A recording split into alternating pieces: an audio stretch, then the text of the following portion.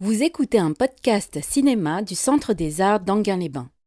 Je suis contente de vous présenter ce Lubitsch. On a fait récemment, si j'ose dire récemment, il y a quelques années, un cycle qui était consacré à Ernst Lubitsch puis à Billy Wilder, puisqu'ils ont collaboré ensemble, vous le savez. Donc on n'avait pas projeté ce film Ange, Angel, qui date de 1937. On parlera peut-être après de pourquoi on l'a inclus dans un cycle sur le mélodrame, puisque, comme je vous l'avais un petit peu dit au début, le mélodrame, c'est un genre un peu difficile à caractériser vraiment. Tout le monde voit ce que ça veut dire. En même temps, quand il s'agit de vraiment le définir, là, c'est un peu plus compliqué. Mais disons qu'on s'accorde en général à trouver que c'est, aussi bien en littérature, au théâtre qu'au cinéma, le mode de l'excès. Or, vous allez voir que ce film Ange, c'est l'un des films les plus discrets peut-être d'Ernst Lubitsch. On va voir ce que ça veut dire du point de vue à la fois du récit, de la mise en scène, peut-être du jeu d'acteur aussi, ou d'actrice plutôt, puisque comme on le voit, le film est centré autour de Marlène Dietrich. Alors c'est un moment intéressant de la carrière d'Ernst Lubitsch.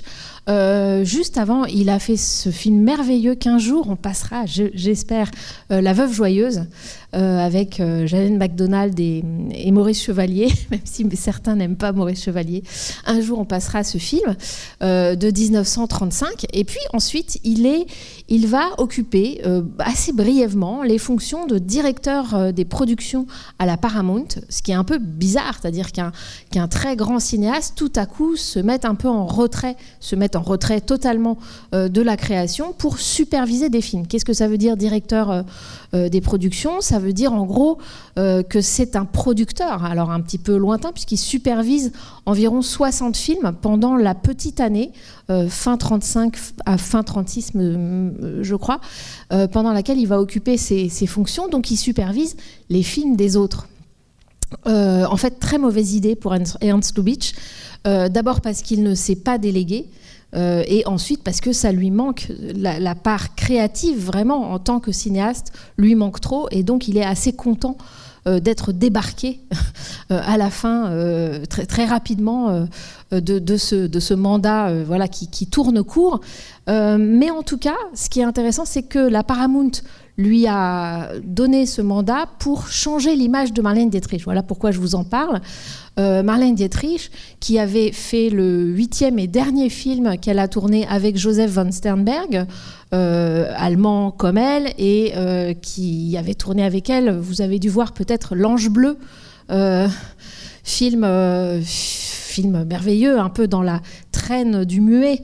C'est un film parlant, mais avec ce vieux professeur très conservateur qui s'encanaille sans le vouloir dans un cabaret en s'entichant de Marlène Dietrich, artiste de cabaret, et ça finit mal, je vous dis.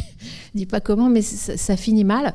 Elle a tourné des films assez fous, en fait, avec Sternberg, dans un rapport quasiment sado-masochiste, enfin en tout cas passionnel, avec ce cinéaste qui la magnifie, qui fait d'elle une sorte de déesse, enfin, et quelque chose de très orné visuellement. Donc d'assez peu, alors de très incarné, érotisé, mais pas dans le style américain populaire quand ils sont à Hollywood tous les deux. Donc finalement, la Paramount n'est pas très, très heureuse de ce type d'extrême. C'est une forme de radicalité qui ne marche pas commercialement. Et donc, quand Lubitsch arrive comme directeur de production à la Paramount, et déjà en post-production, The Devil is a Woman, c'est lui qui donne ce titre, qui change le titre Capriccio espagnol et qui transforme ce titre en The Devil is a Woman, La femme et le pantin en français. Ce sera donc le dernier film Dietrich Sternberg. Il ne l'a pas lui-même produit, mais en tout cas, il subit le fait que le film sort et que c'est un échec. Et donc lui, il a pendant ce court moment où il est directeur de production, la tâche de s'attaquer de prendre en charge l'image de Marlène Dietrich pour la modifier, pour humaniser Marlène Dietrich, si je peux me permettre ce terme assez étrange pour une actrice. Vous verrez si ça marche dans le film qu'il fait lui-même, une fois qu'il ne remplit plus ses fonctions de production, qu'il retourne de manière heureuse pour lui au vrai métier de cinéaste, et où il fait donc ce film-là, qui est un film très différent du précédent, La Veuve joyeuse, et aussi très différent du suivant qu'on avait passé il y a longtemps peut-être, La 8e femme de Barbe Bleue, comédie un peu screwball, romantique, avec Claudette Colbert et Gary Cooper. Donc c'est un moment très particulier, je dirais à la fois d'extrême sophistication, mais aussi on a l'impression que Lubitsch baisse le volume. Donc je suis assez curieuse de votre réaction. J'espère que vous aurez le temps de rester. Le film n'est pas long, et de discuter avec nous ensemble. Vous êtes assez nombreux ce soir, à la fois du mélodrame, de Marlène Dietrich, du triangle amoureux lubitschien. J'ai pas mentionné les deux autres acteurs. Rapidement, Melvyn Douglas, vous le connaissez si vous avez vu Ninotchka, par exemple, ou même Illusion perdue, qui est ressorti il n'y a pas longtemps. Pas un très bon Lubitsch à mon sens, mais enfin, en tout cas, qui est ressorti il n'y a pas longtemps. Et puis Herbert Marshall, vous vous en souvenez forcément si vous avez vu Haute Pègre, puisqu'il joue Gaston, le voleur de la haute société dans Haute Pègre, donc l'un des deux héros avec Marianne Hawkins dans Haute Pègre. Voilà, on se retrouve après le film. Bon film. Alors, je reviens à cette idée de vous présenter le film dans cette série de mélodrames, et cette idée que on a commencé un petit peu à voir que le mélodrame était souvent la mise en scène de situations extrêmes, en tout cas d'opposition, et souvent sur un mode d'excès. Et vous voyez là ici que c'est un film un peu en chambre, très comme ça, très en demi-teinte, très feutré. Et notamment toute cette dernière partie, après le très gros plan sur le téléphone, vous vous souvenez, un silence qui s'installe dans le film, et qui littéralement même fait froid dans le dos. Alors, plusieurs choses sur le fait que ce film ait cette espèce de discrétion qu'on peut aimer ou au contraire rejeter. Et moi, ce film, je l'ai vu souvent, plusieurs fois en tout cas, à des moments très différents de ma vie.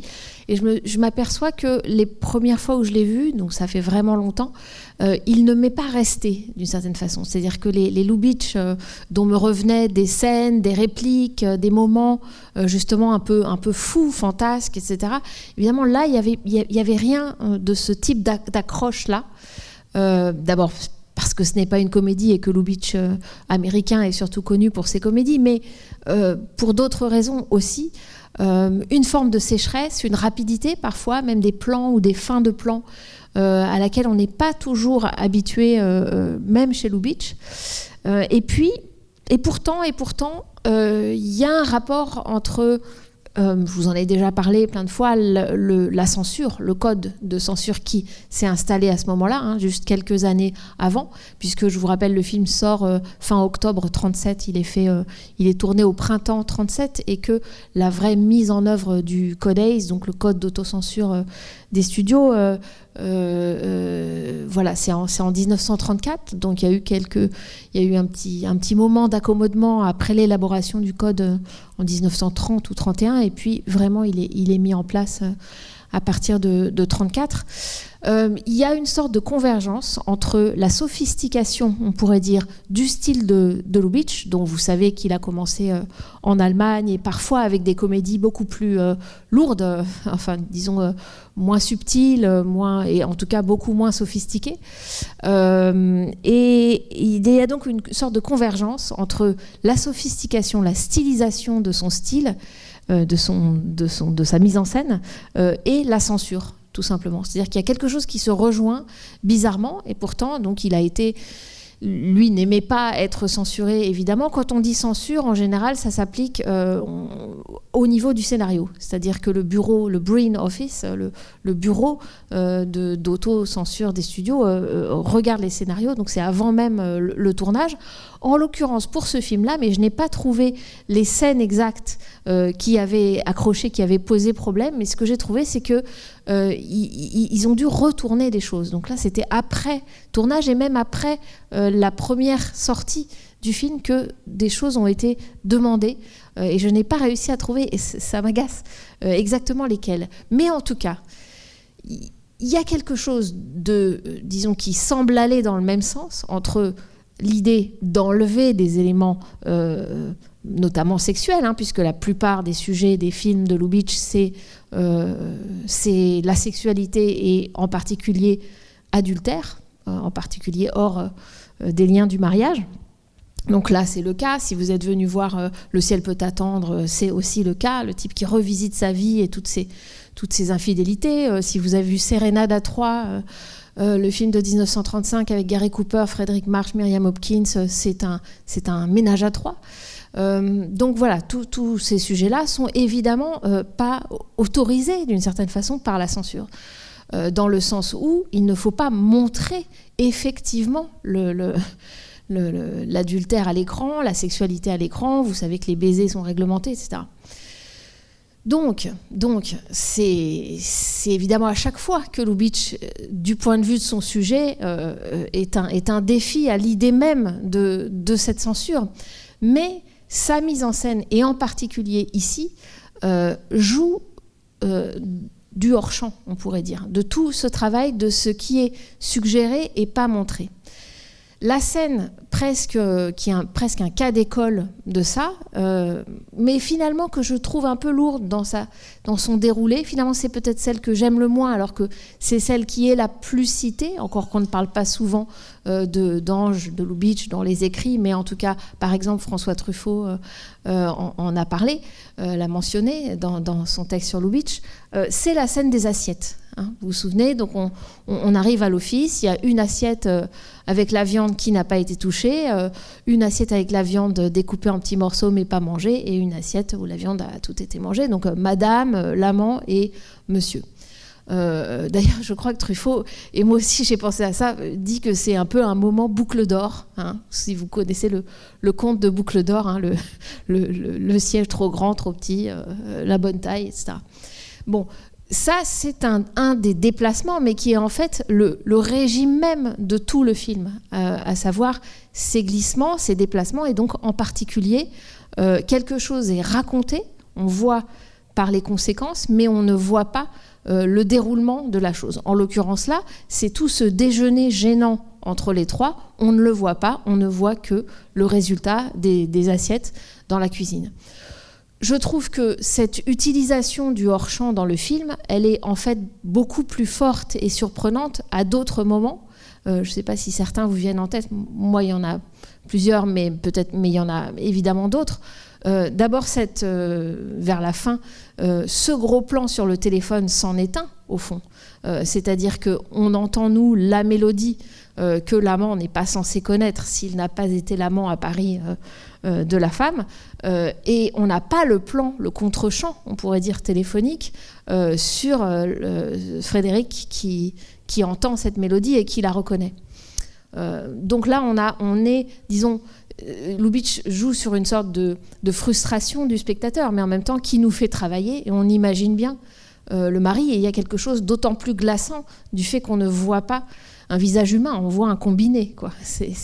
Mais on voit ce combiné, évidemment, c'est le déplacement de son oreille de mari jaloux, d'une certaine façon.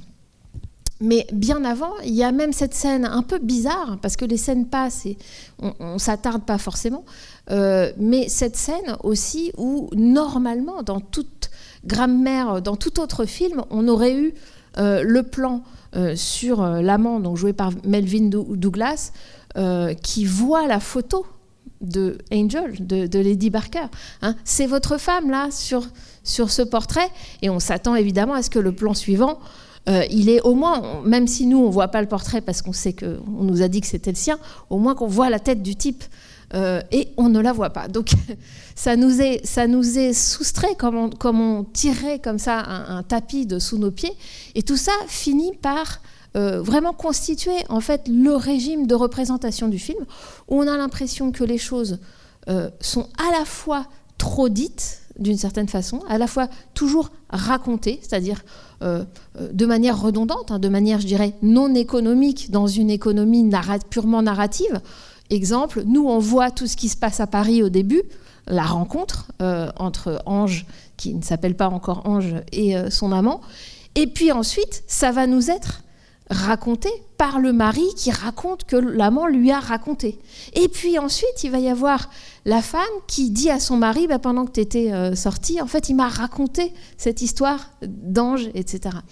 Donc on a toutes ces répercussions qui sont évidemment autant de masques d'une certaine façon.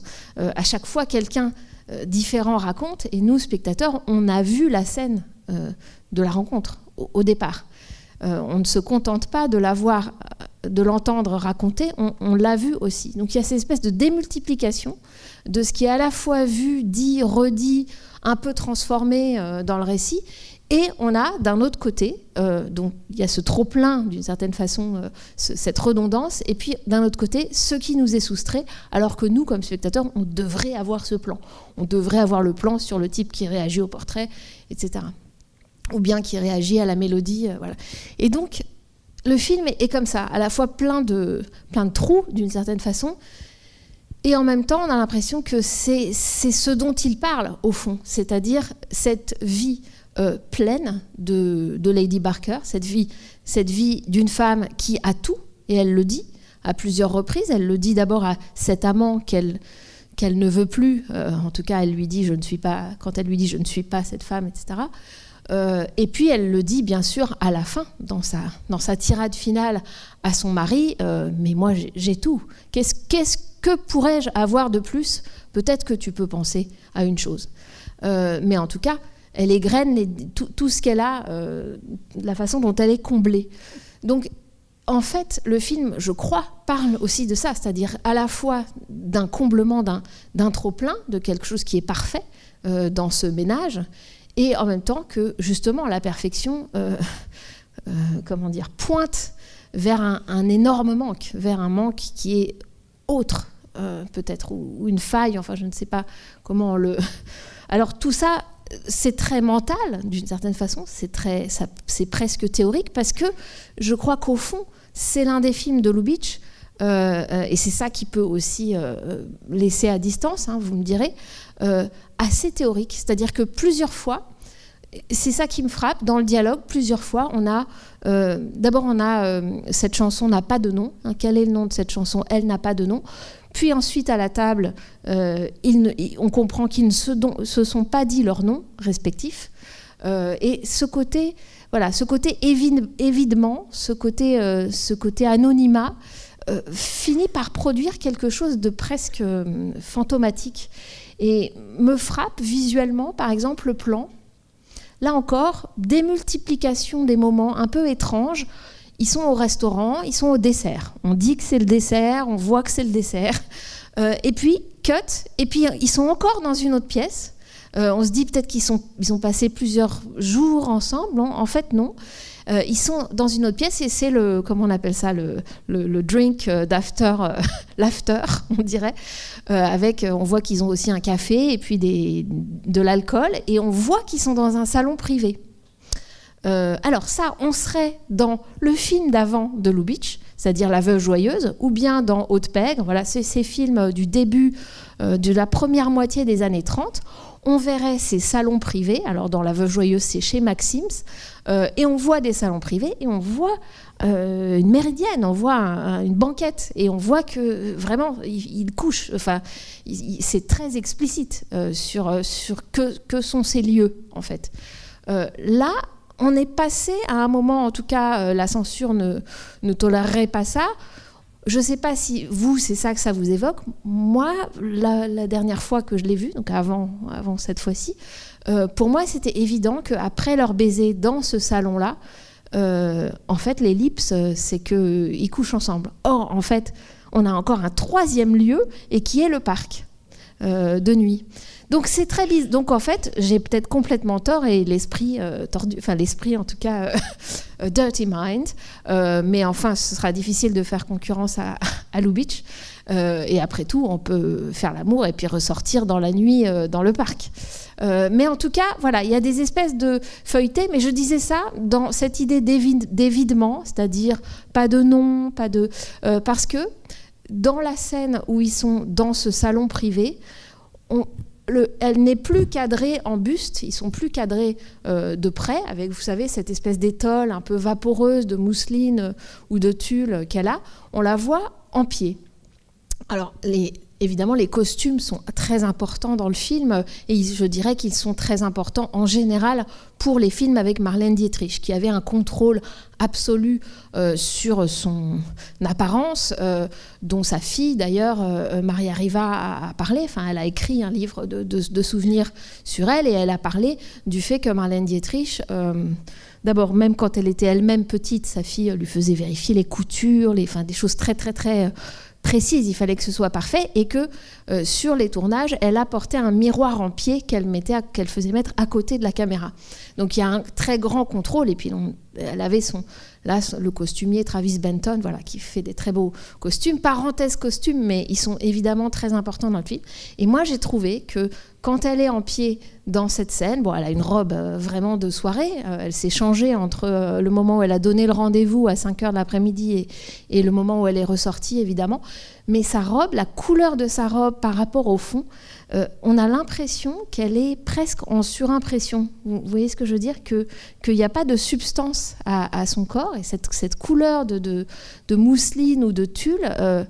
la rend un peu fantomatique. Et alors, il y a aussi le côté émacié, délibérément émacié de Dietrich, dont on aurait enlevé des molaires, si je comprends bien, pour affiner le visage. Mais ce que je veux dire, c'est que voilà, il y a ce travail, en tout cas, un peu de devenir spectre, je trouve, qui est aussi dans son jeu et qui est assez frappant parce qu'il se diffuse à tout et à tout le monde. On ne comprend pas vraiment pourquoi, au fond. D'abord, pourquoi elle est allée à Paris. Ça lui est demandé, on ne sait pas. Et pourquoi pourquoi une fois après avoir rencontré et visiblement été très attirée par cet homme, elle le rejette tout de suite, à part ce qu'elle dit de manière consciente, c'est-à-dire mon foyer est menacé. Enfin, voilà, je ne veux pas abandonner tout ce que j'ai. Mais on voit qu'il y a quelque chose de plus impalpable, de plus intangible, et c'est ce caractère un peu spectral, disons, je trouve, se diffuse à l'ensemble du film. Et moi, c'est ça que j'aime, en tout cas, dans ce film. C'est son oblicité, si ça se dit, son caractère oblique.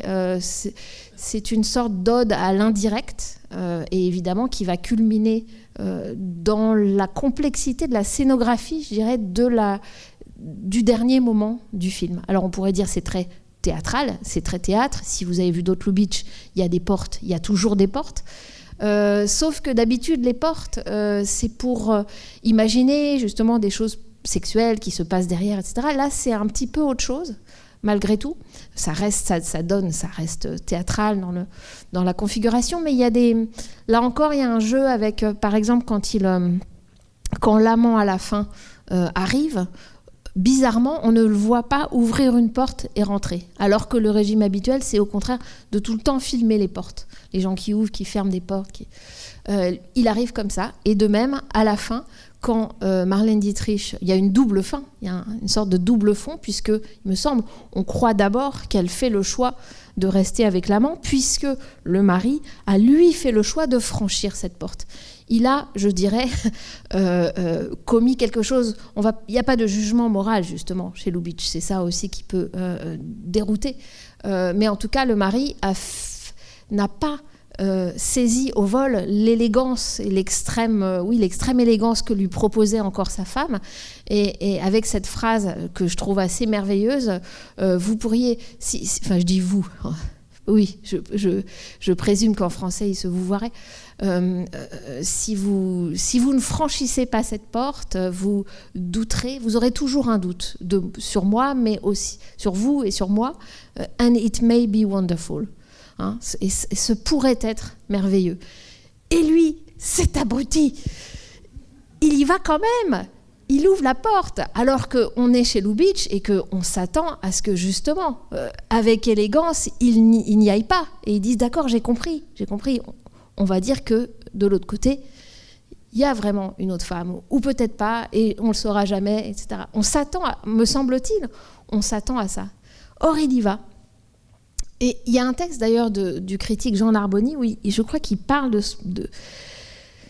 ce moment-là, et qu'il dit, il ouvre la porte et il découvre personne. C'est-à-dire qu'en fait, c'est pas qu'il découvre qu'il y a personne. Enfin, oui, si, factuellement, il découvre qu'il y a personne de l'autre côté. Mais c'est qu'il découvre personne. C'est-à-dire qu'il y a comme une rencontre avec la non-entité qu'est l'autre partie de sa femme, quoi, d'une certaine façon. Et donc, moi, ce que j'aime, c'est évidemment, c'est pas Bobonne qui rejoint son mari à la fin. Évidemment que si on le voit comme ça, comme un retour au statu quo, c'est-à-dire elle a tout, Lady Barker, elle ne va pas tout lâcher pour un type qui revient des Indes et dont on ne sait pas où il va l'emmener. C'est pas ça. D'abord, il faut regarder comment c'est fait. Donc, comme je disais, l'amant est revenu comme ça, sans qu'on voie la porte. Mais elle aussi, elle l'a rejoint au vol, comme si vraiment l'ange avait des ailes. Elle a rejoint son mari, pareil, de manière tout aussi rapide et subreptice, et sans que la caméra vraiment ne la suive. Déjà, d'une part.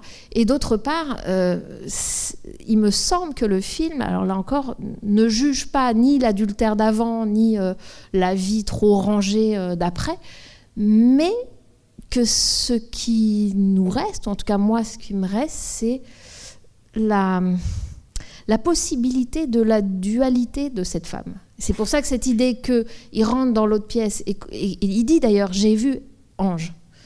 Ce qu'il veut dire, évidemment, c'est qu'il a compris que c'était une partie de la vie de sa femme et qu'il dit « je dis au revoir à Ange ». C'est-à-dire, toi aussi, dis-lui au revoir et sois une.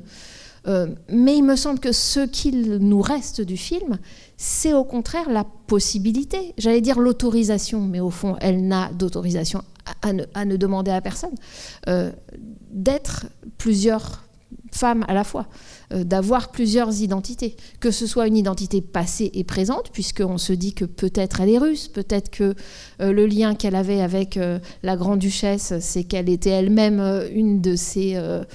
pas prostituée, mais enfin quelque chose comme ça, avant qu'elle n'ouvre ce salon, ou peut-être en Russie, enfin voilà. Donc tout son passé, on ne sait pas, on sait qu'elle a un accent étranger et qu'elle a ce lien avec la grande-duchesse. Mais évidemment, cette dualité, c'est pas seulement une histoire de passé et de présent dans la même femme, c'est toutes les potentialités de cette femme et au fond, toutes les futures aventures qu'elle pourrait avoir, me semble-t-il. Bon, vous n'êtes peut-être pas du tout d'accord et vous ne voyez pas ça. Mais le film a je dirais, à ce côté squelette, enfin suffisamment stylisé pour qu'on puisse sans doute soi-même projeter son propre tourniquet. Parce que c'est ça, hein, ces portes, hein, ces multiples portes à la fin, la pièce ronde, etc. Ça fait penser quand même à un tourniquet, me semble-t-il. J'ai trop parlé là, je sens... Allez-y. Vous êtes encore nombreux. Je commence alors. Non, par rapport à la fin, je trouve que oui, je suis assez d'accord avec toi, mais j'ai quand même eu ce sentiment en le revoyant que peut-être lui, il est. Enfin, bon, c'est censé être quelqu'un d'hyper intelligent. Qui, le mari ? Oui, diplomate ou je sais pas quoi. Ouais. Enfin, mais en même temps, il est peut-être pas si fin que ça. Enfin, il a peut-être besoin quand même à la fin d'aller voir dans la pièce à côté. Il se ravise quand même. Moi, j'ai l'impression qu'il se ravise quand même à la fin. Enfin, que c'est pas juste le retour à la normale et qu'au fond, elle a gagné quand même à la fin. Moi, j'ai ressenti ça comme ça. Il dit « j'ai plus pensé à notre mariage en une minute que pendant toutes les années ». Ce qui est lamentable. Ce qui est quand même lamentable. Mais bon. Oui, non, mais bien sûr, les gens sont transformés. Et en même temps, ils partent de dos comme ça. Une fin avec deux personnages de dos, c'est quand même pas rien. Elle lui dit quand même que quand lui fait ses voyages, elle lui demande jamais où il va, quoi, en fait, quoi, aussi. Donc elle se venge en quelque sorte d'aller à Paris, quoi. tout simplement, quoi. Oui, alors cette histoire du type trop occupé par son importance politique, hein, on sait qu'il n'a pas réussi à faire qu'il n'y ait pas la guerre, hein, par ailleurs, nous on sait. Ce qui m'intéresse là, bon, c'est classique, hein, je veux dire, comme un truc, enfin, c'est d'une banalité, même y compris contemporaine, à se pendre. Enfin, je veux dire, bon, l'un est trop occupé par ses affaires, l'autre a tout, mais elle s'ennuie. Bon, donc c'est pas tant la situation qui est intéressante en soi, mais je trouve intéressante la façon dont ça s'est mis en scène avec les histoires de télégrammes. Puisqu'il y a deux, dans mon souvenir, il y a 2 occurrences de télégramme, puis le 3e, c'est un coup de téléphone. À chaque fois, en fait, le film n'est fait que de ça, c'est-à-dire de ces interruptions-là, du télégramme. Évidemment, le plus terrible du télégramme, c'est parce que Lubitsch, il vient du muet. Il a des dialoguistes exceptionnels, il adore, bon, évidemment qu'il est très... Même s'il n'est pas complètement anglophone, c'est important les dialogues, évidemment, mais il y a aussi tout ce qu'il fait sans parole. Donc 2 choses là-dessus avant que j'oublie. D'abord, moi je trouve assez virtuose la scène de... Ça ne doit pas être un panoramique, c'est plutôt un travelling, mais le long des fenêtres de cette enfilade de salons chez la Grand-Duchesse. D'abord ça, c'est quand même... le film commence quasiment là-dessus et on est tout de suite à un niveau de mise en scène quand même assez élevé. On ne sait pas trop ce que ça construit, pourquoi il est dehors. Mais on se dit qu'il faudra y penser, c'est-à-dire qu'on voit tout ça à travers la fenêtre jusqu'à la fin, et après on est dans le dialogue entre les deux, quand le type dit vive le bolchevisme, parce que du coup vous avez fui la Russie et du coup vous avez ouvert ce salon. Mais donc on reste dehors. Outre que c'est assez beau de voir ça, primo, ça permet de montrer des choses, de montrer d'abord comment les espaces sont reliés, c'est-à-dire qu'il y a une théâtralité, tout ça est organisé, que c'est pas un simple bordel de luxe, que c'est peut-être même pas ça du tout, que peut-être on se fait des idées et que c'est une entremetteuse, on croit, enfin je crois qu'on comprend, mais il y a autre chose, elle prête de l'argent sans doute parce qu'on lui remet une bague, elle signe un papier, etc. Donc tout ça crée quelque chose à la fois de romanesque et en même temps, à mon avis, ça commente sur la censure. Ça, je vais peut-être en reparler, mais il faudra peut-être... voilà, une petite note, mais je parlais de l'histoire du télégramme parce que je relis ça, parce que c'est une scène donc quasiment muette. Ces choix de mise en scène font qu'il raconte quelque chose, il développe des potentialités romanesques, alors qu'on ne connaît pas ces personnages, et uniquement sans aucun dialogue, enfin, avant que le dialogue ne commence.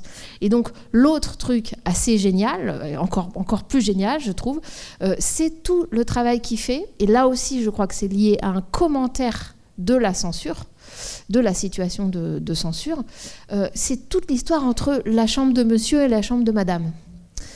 Alors, vous êtes d'accord que les chambres, elles sont contiguës. Moi, c'est ça elles sont ça qui communiquent. Hein. Il y a une porte entre les deux. En même temps, il y a ce décor est complètement britannique, moqueur. Enfin, je pense que c'est une moquerie de la britannicité avec ces trucs moyenâgeux, monsieur, madame, là, une femme, un homme dans un bois foncé de la porte. Mais surtout, il nous faut un temps, je crois, pour comprendre, mais on comprend que quand il rentre, le mari, quand il rentre fourbu de ses exploits politiques internationaux, c'est dans la chambre de madame qu'il va. Et il ne la trouve pas, il regarde l'heure et il se dit elle n'est pas dans sa chambre, pauvre moi. Et finalement, il va se coucher et évidemment, elle dormait dans sa chambre à lui. Et donc, tout ce petit manège, pour moi, est une façon à la fois de déjouer la censure. Hein. Je vous rappelle que la censure, c'est qu'on ne montre pas les deux même mariés dans le même lit. Donc là, ils font carrément chambre à part, mais en fait, ils les montrent dormant l'un dans le lit de l'autre. Et puis, vous vous souvenez, quand elle revient se coucher dans son propre lit, elle se couche sur lui. Enfin, non, c'est l'inverse. Si, c'est ça. Ouais, c'est dans ce sens-là. C'est moi qui confonds les genres. Oui, c'est ça. Elle est sur le point de se coucher sur lui, elle pousse un cri. Donc en fait, ces scènes, c'est des scènes de comédie, mais en même temps, n'empêche que c'est très sexuel d'une certaine façon. C'est-à-dire que ça met l'accent sur les lits, l'inversion des lits, un tel qui dort dans le lit de l'autre, tout le truc avec le domestique qui frappe, et puis c'est madame qui ouvre alors qu'il est dans la chambre de monsieur, etc. Donc en fait, ça met beaucoup l'accent sur ça, sur le fait qu'en fait tout ça est une vaste... je veux dire, tout ça communique, voilà. Bon, il y a ce truc-là, et juste l'autre chose de ça, c'est que je vous parlais de cette scène parce qu'elle est interrompue par le surgissement du télégramme. On a quasiment un coitus interruptus, parce qu'on se dit tout ça mène finalement à ce qu'enfin le mari et la femme qui se voient pas souvent, qui sont ensemble depuis longtemps, couchent ensemble, et en fait, qu'est-ce qui les interrompt ? C'est le télégramme. Tout à coup, elle lui parle comme ça, de manière très enjôleuse, etc. On se dit, ça y est, ils vont aller se coucher ensemble. Et en fait, hop, tout de suite, il est interrompu quand il s'aperçoit que le télégramme, c'était pour lui et qu'il faut absolument qu'il aille en prendre connaissance. Donc, le film est aussi rythmé par ça. Donc, c'est pas seulement, voilà, lui travaille trop, donc c'est normal, elle a besoin d'aller se distraire. Tout ça, c'est comment c'est filmé. Pardon, vous vouliez intervenir ?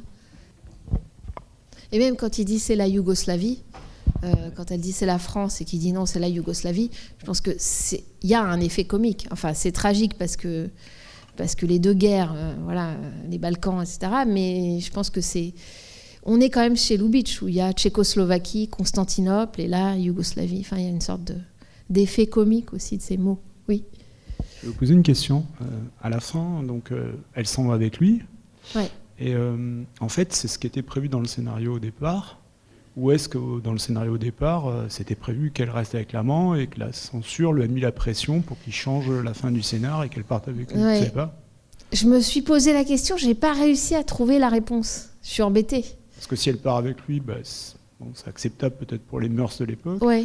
Mais est-ce que c'est ce qu'il avait prévu au départ dans le scénario, ou est-ce qu'il avait prévu qu'elle reste avec l'amant et que du coup le code de censure lui a dit de changer le scénario? Vous savez pas. Ouais. J'aimerais bien pouvoir vous répondre de manière sûre, et j'ai cherché, j'ai trouvé un peu des choses sur les rapports entre Lubitsch et la censure sur ce film, mais pas nommément quel endroit. Mais en réalité, mais ça j'en ai déjà parlé pour d'autres fins hollywoodiennes. Vous savez que même si la fin hollywoodienne n'est pas due à la censure, elle peut être due à une autocensure, si vous voulez, de concession, enfin une autocensure commerciale d'une certaine façon. Donc finalement, il n'y a pas tant de différence. C'est jamais une censure politique au sens où ce serait une censure d'État. C'est toujours avec cette idée qu'il ne faut pas trop désespérer non plus Billancourt, enfin en l'occurrence plutôt les ménages.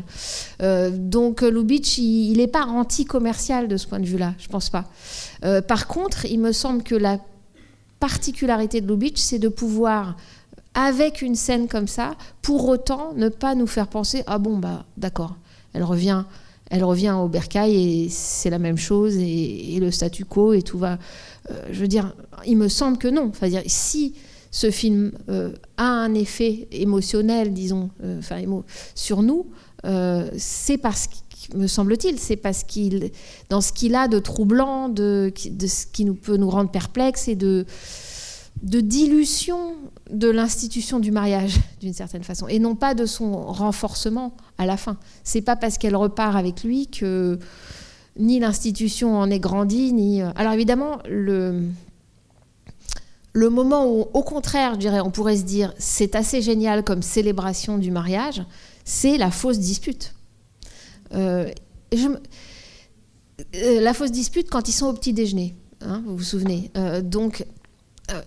En fait, ça, pour moi, ça rejoue une scène d'un film qu'on vous a montré ici, qui est New York-Miami, de Frank Capra, où quand Claudette Colbert et Clark Gable sont obligés de partager une chambre de motel un peu pourrie, etc., et que la police vient enquêter, et que là, pour ne pas faire qu'elle soit reconnue, ils jouent un couple marié.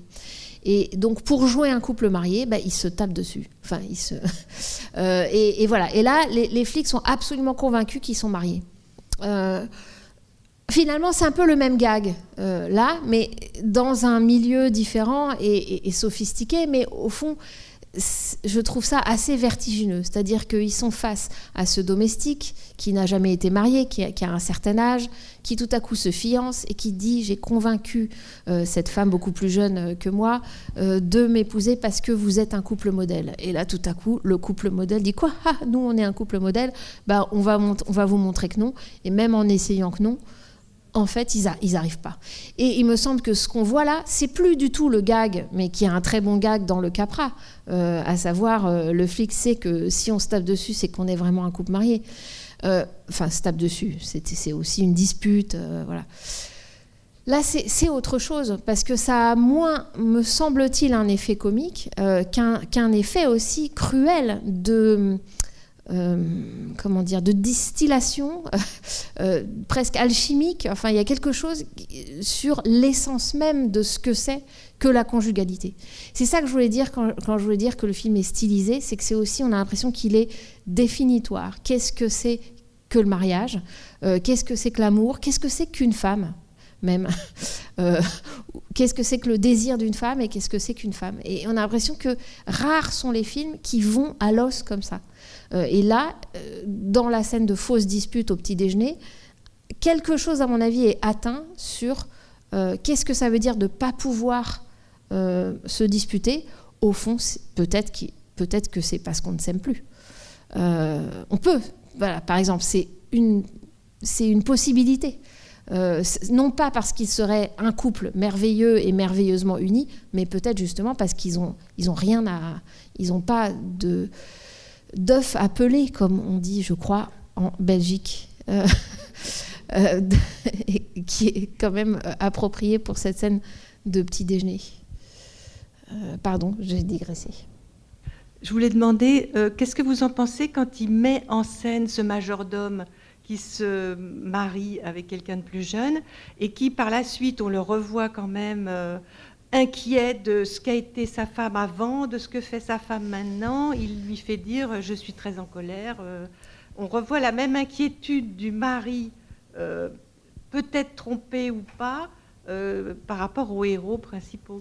Oui, tout à fait. Si on peut faire un parallèle, je sais pas si on peut... Oui, cette écriture-là, bon, le film est adapté d'une pièce, mais en même temps, c'est l'un des meilleurs co-scénaristes de Lubitsch. Et puis Lubitsch, il écrit aussi lui-même ses scénarios avec son co-scénariste. Donc bref, faisons comme si tout ça était Lubitsch. C'est ce côté, la règle du jeu, c'est-à-dire qu'on a d'un côté, on a les maîtres et les domestiques, mais en fait, ça ne fait que des situations de miroir, très théâtre du XVIIIe siècle aussi. Là, ça fonctionne comme ça, je pense, c'est-à-dire qu'il y a un déplacement de la répression des sentiments par le mari parfait, de la répression de sa jalousie par le mari parfait, puisque vous vous souvenez que le mari, avant d'être jaloux et avant de placer son ultimatum final, il n'est pas jaloux parce qu'il est aveugle. Donc il n'a pas du tout de suspicion, d'où le fait qu'il ne prenne pas au sérieux, par exemple, quand sa femme lui dit « quelqu'un m'aime, je vais te quitter ». Et où nous, spectateurs, on n'est pas très sûr que ce soit pour feindre la dispute au début. On se dit peut-être là, elle est en train de lui dire la vérité, mais lui, il ne l'attrape pas au vol. Donc il y a un aveuglement de cet homme, et c'est évidemment, on comprend que c'est parce qu'il ne s'intéresse pas suffisamment à sa femme. Donc il me semble que le fait qu'on voit d'abord le domestique lui être jaloux et être au téléphone en disant alors les cours de Rumba, qu'est-ce qui te les a donnés, c'est un gag, mais en même temps je pense que c'est un gag pour dire eux, voilà, on pourrait dire la classe ouvrière, si on veut, enfin la classe, les travailleurs sont beaucoup moins aveugles et sont beaucoup plus ça va quoi, il faut s'intéresser quoi. Il me semble qu'en tout cas moi, ça me fait penser à ça. C'est l'idée que le domestique est beaucoup plus au fait de ce qui se passe que son maître. Et ça ne rejoint pas l'inquiétude des maris de savoir le mystère de la femme, qu'est-ce qu'elle a fait avant, qu'est-ce qu'elle fait. Ça rejoint le même mystère que l'héroïne. Un peu. Oui, c'est-à-dire qu'on comprend que avec ce personnage plutôt comique, alors que le couple principal glisse plutôt du côté du mélodrame, d'une certaine façon, ou quelque chose de plus tragique. On voit tout de suite, parce que sinon, pourquoi on aurait la photo sur l'annonce des fiançailles, sur le faire-part des fiançailles. On voit tout de suite que ce couple, il y en a un qui est beaucoup plus vieux que l'autre, et puis ensuite on comprend qu'elle est un peu délurée, cette fiancée. Donc effectivement, j'allais dire, là ce qu'on voit, ça ne fait pas mystère d'une certaine façon. C'est un mystère que dans l'œil de l'homme qui veut épouser cette jeune femme. Voilà. Donc sur la question de l'aveuglement, on s'aveugle quand on veut, et parce que ça nous arrange d'une certaine façon. Donc l'histoire du mystère, moi ce que j'aime bien, alors je peux me tromper, chez Lubitsch, c'est que il n'y a pas une idéalisation, me semble-t-il, du mystère féminin. Enfin, c'est pas une essentialisation de ce que serait le féminin éternellement mystérieux. C'est autre chose, c'est des dynamiques entre les gens.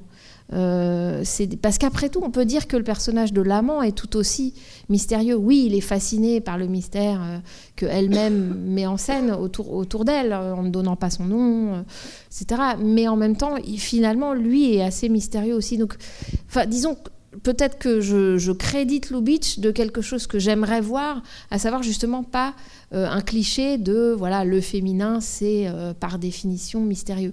Il me semble que c'est un tout petit peu plus libertaire, je dirais, dans cette idée que les gens sont pluriels. Et que c'est possible, et c'est un fait en fait, c'est une réalité, voilà, c'est pas juste une idéalisation que cette femme serait tout à la fois, la vierge, la putain, etc. Mais que de fait elle a cette, on dirait aujourd'hui, agentivité de prendre l'avion, d'aller à Paris, etc. Elle a cette possibilité là. C'est pour ça que effectivement j'ai parlé de mystère et tout ça, mais voilà, je voudrais pas que ce soit une sorte de cliché, et je pense pas que ça le soit chez Lubitsch. Ouais. Oui, je suis d'accord, je pense pas que ce soit un cliché du tout, parce que on sent que c'est un jeu qu'elle maîtrise en fait, et qu'elle organise aussi. C'est pas Lubitsch qui la présente elle comme un mystère, on sent que c'est elle qui construit aussi le mystère comme une manière d'échapper en fait à un cadre normé, je dirais même pas ennuyeux, mais qui est quand même une forme de prison, quoi. On voit qu'elle a pas grand chose à faire, quoi, par jouer du piano, lire le journal et aller à l'opéra et se parer pour être la belle possession. Et d'ailleurs c'est vrai que moi sa tenue qu'elle a quand elle va à l'opéra, ça me rappelait vraiment la bague. On a l'impression que c'est une immense, qu'elle devient elle-même l'énorme bague. La bague du début. Oui, du début, quoi. J'ai l'impression qu'elle-même, et ça, et d'ailleurs sa relation à cette femme est très, très bizarre. On comprend qu'elles se sont connues il y a longtemps, et puis elle raconte une histoire de mariage en Italie. Elle a oublié. Enfin, tout est. En fait, c'est vrai que j'ai pas fait attention pendant le film, mais là, en reparlant, je me dis oui, en fait, il y a quand même tout son passé qui est mystérieux, justement, même si pendant le film on l'oublie. En tout cas on la voit parce qu'on est tellement ancré dans le concret de sa vie, dans quelque chose de très concret, je trouve, et dans quelque chose aussi que je trouve quand même qui est très... C'est vrai qu'il y a ce côté très mental, mais je trouve qu'il y a quelque chose qu'il arrive très bien à rendre compte, c'est l'attraction entre les corps, et qui, moi je trouve, entre cet amant et elle, et qui s'évanouit totalement à partir du moment où ils se retrouvent tous les deux et où elle croit que son mari la quitte. Tout d'un coup, elle a dit bon bah voilà, c'est comme ça, mon mari s'en va, ou je sais plus ce qu'elle dit. C'est fini. C'est fini. Ouais. Et tout d'un coup, ils étaient là comme deux cons. On avait l'impression que le fait que le mari parte, ça faisait aussi complètement s'effondrer cette espèce d'alchimie qui aurait pu exister entre eux. Enfin, on comprend aussi que c'est une sorte d'économie à trois et de régime des pulsions, quoi. Il y a besoin d'un tiers, quoi, pour qu'il y ait désir, alors que ce soit le mari ou que ce soit si le mari s'en va, il n'y a plus de désir entre les deux, et puis si l'amant s'en va complètement, il n'y a plus de désir entre elle et son mari. Oui, mais ça, si vous avez vu Sérénade 3 ou même Haute Pègre, ou bien plus tard, alors on l'a montré il n'y a pas très longtemps, To Be or Not To Be, où c'est perpétuellement un amant nouveau dans la salle pour la comédienne qui est mariée avec un autre comédien. Et cette idée de nouvel amant, nouvelle fournée de spectateurs et donc d'amants potentiels qui se traduit par un gag dans To Be or Not To Be, au fond, moi je trouve que le fait que l'adresse, bizarre pour une adresse parisienne, ce soit 314, là, et elle dit 314, je trouve que ça donne cette idée du nombre infini, du pi avec tous les chiffres à la fin, et que tout ça doit fonctionner comme... C'est pour ça que je disais tourniquet. Enfin, qu'il y a quelque chose dans cette tension que vous évoquez très bien, qui, pour perdurer, doit fonctionner sur le 3, quoi. Et j'aime bien cette idée. Effectivement, ça passe quand même, je dis mental, parce qu'il y a cette stylisation, mais je dirais, c'est à la fois très stylisé et à la fois très dans les objets, les pots, les très gros plans, sa main au début qui ouvre son sac à main, l'adresse qu'elle déplie, etc. Donc il y a des très gros plans, et aussi les matières. Alors on parlait des costumes, c'est effectivement cette robe qui est miroir un peu, qui est faite de plein de petits miroirs, mais aussi cette tulle dont je parlais, mais aussi effectivement à la fin cette fourrure, cette écharpe en fourrure qu'il veut lui mettre autour du cou, l'amant, quand il croit que ça y est, c'est emballé, il a pris possession du trophée. Il n'est pas comme ça, il n'est pas décrit comme ça, mais effectivement il veut l'envelopper, il veut lui mettre l'écharpe autour du cou, et en fait c'est discret comme geste, mais elle se la met pas autour du cou. Et on sent presque une différence de texture dans la fourrure, alors qui nous rappelle qu'au début, quand elle se levait, son espèce de robe de chambre, c'est pas une robe de chambre, c'est une fourrure, vous vous souvenez, blanche, comme ça. Donc je trouve qu'il y a quelque chose de très précis, effectivement, dans les matières et dans les peaux, dans la proximité des peaux, et vous le dites très bien à un moment, et ça c'est très Renoir dans la règle du jeu, quand elle cite Chamfort, quand la maîtresse du personnage principal, du marquis, dit l'amour c'est le contact de deux épidermes, et puis je sais plus la suite, j'ai gardé que ça. Mais donc voilà, c'est par le très gros plan, par les matières, par les textures, on montre quelque chose de l'ordre de l'érotisme très fort. Et pareil, ça peut sortir d'un coup. Mais c'est pour ça que l'idée que ça tombe tout seul, qu'il se retrouve comme deux cons, je cite,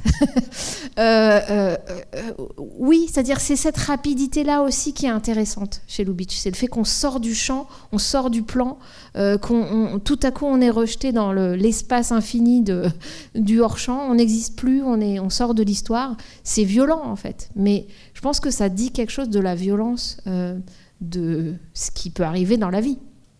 C'est pour ça que moi, je décide que c'est un mélodrame. Enfin, je veux dire, je le mets dans le cycle mélodrame. Or, c'est pas évident. Ça peut être, si on décide que les petites histoires d'adultère, monsieur, madame, et puis voilà, ils repartent à la fin, c'est un remariage un peu vite fait, quoi. Je pense pas. Je pense que toutes les mailles un peu existentielles, enfin, sont desserrées et qu'elles restent comme ça, dans cette espèce de dissolution. Ouais. Vous disiez tout à l'heure que c'est le premier film de Lubitsch alors qu'il vient d'être producteur pendant 1 an, c'est ça, quoi. Mais il a été déchu de la nationalité allemande en 1935. Il est naturalisé citoyen américain en 1936. Donc c'est son premier film américain, en fait, quoi, c'est ça.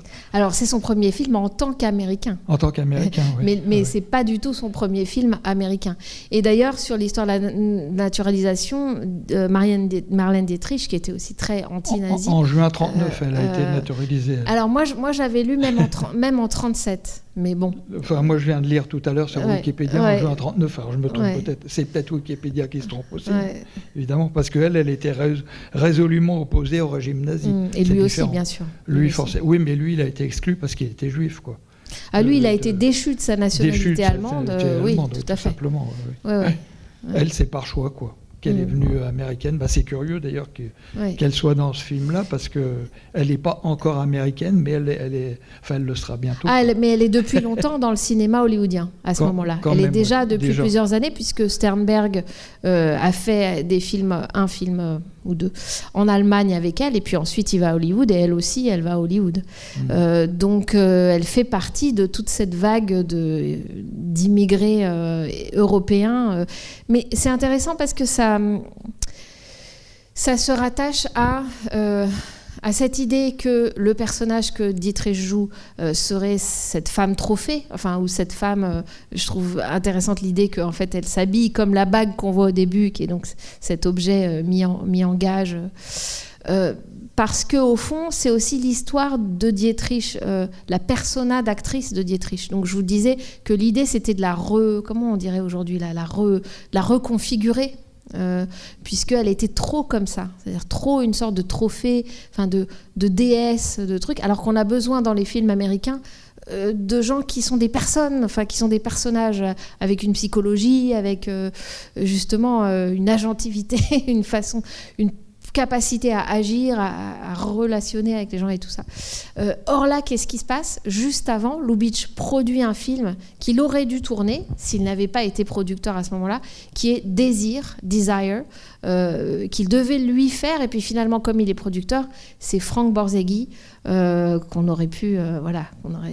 on n'a pas mis de film, mais qui est un grand maître aussi du mélodrame, plutôt dans le muet, mais même après, américain. Et donc il fait ce film avec Marlène Dietrich et Gary Cooper. Or, il est question, Marlène Dietrich dans ce film, donc juste l'année précédente par rapport à celui-là, elle est voleuse de bijoux. Et donc dans tout le film, on voit sur elle des bijoux, le film commence là-dessus, et il y a toute une sensualité de ce corps, de cette espèce de mannequin qu'elle est, avec des bijoux. Et en fait, ça vient de sa persona d'avant. C'est-à-dire qu'il y a une sorte de transition qui est faite entre ce corps sculptural, avec tous ces beaux objets riches, très luxueux comme ça, et puis autre chose qu'on est en train d'essayer d'inventer. Mais en fait, c'est pas facile. Et dans ce film-là, me semble-t-il, on voit que c'est en transition, parce que c'est pas évident. Elle garde ce côté, je crois, elle garde ce côté masque, ce côté très tiré. On voit qu'il y a eu de la chirurgie. Il y a quelque chose de froid malgré tout, à la fois très érotique, érotisé, mais à la fois froid. Et ça prend des années pour. D'abord. Ça peut tout à fait être gardé comme ça, mais ça prendra d'autres rôles, et notamment des rôles plus tard chez Billy Wilder, pour qu'on voit autre chose que quelqu'un de complètement... une sorte de masque. Ça n'a pas tellement plu à Lubitsch, ça. Ils ne se sont pas très bien entendus. Et d'ailleurs, Hitchcock, qui l'a fait tourner dans Le Grand Alibi en 1950, donc quand même beaucoup plus tard, plus de 12 ans plus tard, dira... de Marlène Dietrich, c'est une grande professionnelle, une actrice professionnelle, une opératrice professionnelle, une costumière professionnelle. Voilà, pour dire c'est quelqu'un qui contrôle tout. Donc c'est évidemment très ironique aussi de la part d'Hitchcock, qui lui préférait lui-même contrôler. Donc il y a ça, il y a quand même le fait que c'est pas rien de mettre dans un film comme ça Marlène Dietrich. C'est pas gagné, et peut-être ça n'a pas marché pour tout le monde, de produire de l'émotion avec une actrice comme ça. Et vous dites qu'elle maîtrise, que c'est un jeu qu'elle maîtrise. Normalement, à un moment, on sent qu'elle perd un peu sa maîtrise. Sinon alors, c'est purement robotique, et elle joue juste, c'est de la manipulation avec l'amant. Il me semble quand même qu'on voit qu'elle est troublée, qu'elle va à Paris, voilà. Et puis même jusqu'à son maquillage, avec ses yeux très grands, agrandis par le fait qu'il y ait ce trait blanc en dessous, l'ombre des fossiles en dessous. Enfin bon, tout ce détail qui essaye quand même d'aller, je pense, dans le sens d'allier cette sorte de masque et cette hyper-expressivité. Et la fille de Dietrich, elle vient de mourir il y a un peu plus d'1 mois. Ah oui. À plus de 100 ans. Et c'était sa biographe, quoi, c'est ça, d'après ce que j'ai compris. Ouais. Mais elle s'entendait d'ailleurs moyennement bien. Elle n'a pas dû tellement l'élever ou je ne sais pas trop quoi. Je pense que Dietrich devait être à sa fille ce que le mari est à sa femme dans le film, c'est-à-dire pas très présent. Oui, non, ce que je voulais juste vous dire sur cette scène-là, c'est que moi j'ai l'impression, de même que je vous ai dit pour le film de Capra de 1934, New York-Miami, avec ce fameux mur de Jéricho, c'est-à-dire le drap que tendent les non encore amants entre eux quand ils dorment dans 2 lits différents dans le même motel. Et qui est en fait très sensuel parce qu'il vibre, il bouge, on met ses vêtements dessus, etc. Qui était une sorte de matérialisation de la censure, de la séparation entre les 2 lits que la censure exige. Donc ça, c'est chez Capra.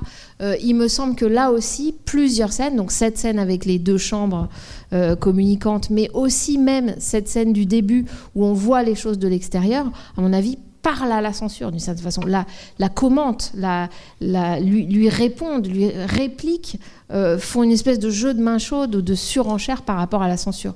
Donc les chambres, c'est une façon de transgresser tout le temps cette censure de ne pas montrer des gens dans le même lit en faisant que l'un couche dans le lit de l'autre, etc. À l'inverse, le début, c'est regardez, je filme des trucs au fond très transgressifs, mais sans y toucher puisque je reste dehors. Il y a ça. Je pense que ça matérialise cette espèce d'écran qui est « Ok, vous voulez qu'on mette les choses à distance, qu'on masque, ben voilà, je le fais. » Il y a aussi ça, je pense que ça suggère un peu ça. Je crois que c'est les domestiques qui parlent d'un couple, quelqu'un qui a appris à chanter, puis finalement le mari s'est joint à eux, il a appris à chanter. Donc il y a une idée peut-être de ménage à 3, mais à la fin il a fini par... Tout à fait, ça c'est le résumé de l'opéra Cavalleria Rusticana qu'aime Edward Everett Horton, qui est un acteur de second rôle extraordinaire dans plein de films hollywoodiens, dont des films de Lubitsch, dont je ne sais plus qui disait même de face on dirait qu'il est de profil. Donc c'est celui qui joue le valet. Bon, il est vraiment génial. Et donc effectivement, il raconte cette histoire de ménage à 3. Et effectivement, vous avez raison, je me suis dit aussi ça, que c'était un déplacement. De même que c'est un déplacement avec l'autre domestique, Wilton, et sa fiancée et tout ça. Là, ce sont des déplacements dans le sens où ce sont des triangles amoureux avec une issue différente de celle-ci. On ne le sait pas encore quand on l'entend, mais disons, dans les possibles, quand il y a un adultère et que le mari, ou enfin la personne trompée, je mets des guillemets à tromper, notez bien, l'apprend, il y a plein de possibilités. Il peut partir, il peut tuer l'autre, il peut tuer l'amant, il peut tuer les 2, il peut se tuer lui-même. Qu'est-ce qu'il y a d'autre? Il peut faire partir tout le monde. Ou bien il peut faire un ménage à 3. Ou bien il peut faire un ménage à 3, puis tuer quand même quelqu'un. Et j'ai l'impression que Lubitsch fait un peu le tour de ça. Il s'amuse assez combinatoire malgré tout. Même si le film, je le reconnais, n'est pas trop sur un ton badin, malgré tout, il y a quand même une dimension comique et c'est vrai qu'elle est plutôt chez les domestiques. Donc ça, c'est assez théâtre classique de ce point de vue-là. Eh bien, merci de votre patience. Écoute, Charlotte, on va te retrouver après les fêtes. Et oui, absolument, passez de bonnes fêtes et revenez plein d'espoir, puisqu'on passe Elle et lui de Léo McCartney. Elle et lui, mais la première version. Donc peut-être que même si vous aviez vu, quand on l'a passé il y a 1000 ans, la version de 1958, vous n'avez peut-être pas vu cette version, la première, par le même Léo McCartney, avec Charles Boyer et Irene Dunne, magnifique comédienne. Je ne sais pas quand c'est, mais en janvier. Le 7 janvier. Oui, 7 janvier. Voilà, bonne fin d'année.